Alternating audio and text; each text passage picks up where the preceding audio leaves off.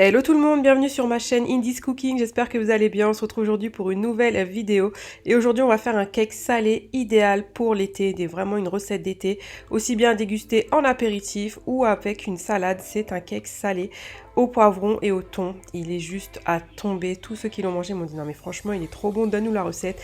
Et ben voilà, si vous voulez aussi faire votre cake salé, et ben écoutez, c'est parti. Donc dans un premier temps, vous aurez besoin de farine, vous aurez besoin d'œufs,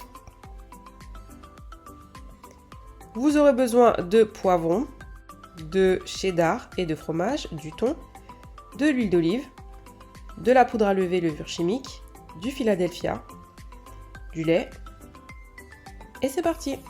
Donc dans un premier temps, vous mettez la farine dans le bol. Donc moi j'utilise de la farine de maïs puisque j'évite le gluten.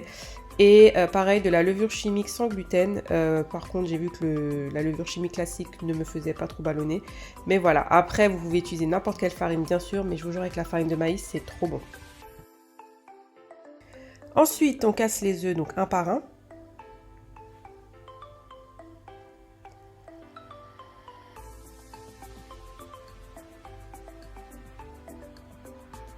Et vous mélangez le tout à l'aide d'un fouet.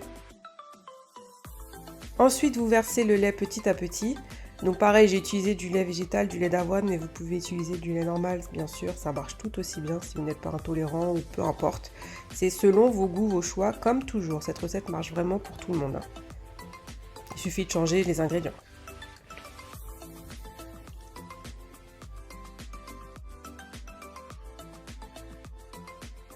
Ensuite, vous émiettez le thon. Donc au début, j'ai fait ça avec une fourchette, mais clairement, je trouve que c'est galère. Donc je l'ai fait avec les mains, c'est 2 fois plus simple. Donc bien sûr, lavez-vous bien les mains avant et après.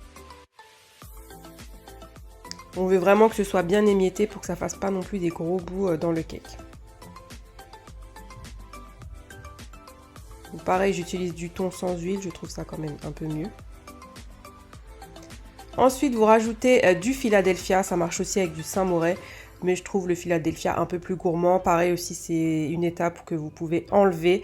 Moi, j'ajoute un peu de gourmandise. Ce Philadelphia, c'est trop bon. Et je mets environ la moitié du pot. Donc là, c'était un gros pot. Après, j'aurais dû en rajouter un tout petit peu parce que c'était un petit peu plus sec que la dernière fois que je l'avais fait. Mais ça marche tout aussi bien. Vous mélangez le tout, bien sûr. Il faut vraiment que tout soit imprégné du Philadelphia, que tout soit bien mélangé, que ce soit un peu onctueux. Ensuite, je rajoute des cives. Donc, c'est des cives que j'avais emmenées de Guadeloupe, mais ça équivaut à de la ciboulette en France. Sachant que moi, je ne mange pas d'oignons, je ne mange pas d'ail, mais bien sûr, vous pouvez vous rajouter de l'oignon, de l'ail, etc. Enfin, je mange très peu d'oignons. Là, je rajoute de la créoline, puisque ça ajoute quand même du goût. Et ça, en fait, cette petite préparation, vous pouvez rajouter aussi des tomates dedans et manger ça avec du pain. C'est une dinguerie. C'est juste trop, trop bon.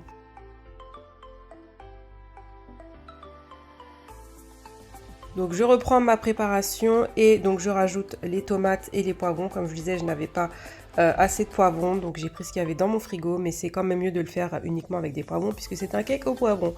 Je rajoute également le thon et je viens mélanger le tout. Donc c'est normal que ce soit un peu épais, hein, puisque voilà, il y a quand même beaucoup d'ingrédients dedans, donc c'est tout à fait normal. Je rajoute l'huile d'olive.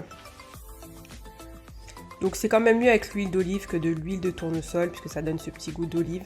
Pareil aussi, vous pouvez rajouter des olives dedans. Moi je suis pas trop fan des olives. Oui, j'adore l'huile d'olive mais je n'aime pas les olives. Mais vous pouvez en rajouter également. Je rajoute le fromage. Donc moi j'ai fait un mélange cheddar et fromage gruyère parce que j'aime la gourmandise tout simplement. Je rajoute du sel, du poivre parce que j'ai oublié d'en mettre avant. Voilà, c'est mieux de le mettre avant mais bon, c'est pas grave, c'est tout aussi bon. Et on revient mélanger le tout.